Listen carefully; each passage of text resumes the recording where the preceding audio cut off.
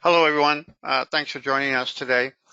Um, what you see on your screen right here is what we're going to be covering in the demo portion of the webinar.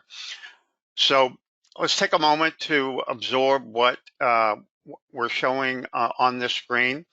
Uh, you see that we got three stages or steps, one being the model of the cabinet itself, the assembly model.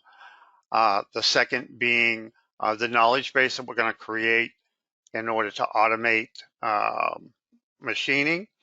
And on number three, we've got the nesting and the automation of the toolpaths from the knowledge base.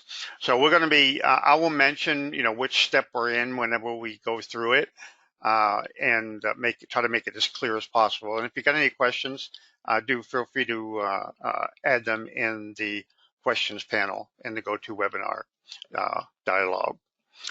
Okay, so on the left here, we got the 3D model of the panel of the cabinet, and what we're using is as you can see, a speaker box. We've got flat panels to make the box, and we got some components inside the box. So we've got some cutouts for here up the top, and we got some cutouts for the components, etc. So in the middle here is two. You'll see that we have two CAM operations in our knowledge base. And then over here on the right, basically just after the nest is complete, we're going to apply the knowledge base and regenerate the operations to automatically do the machining.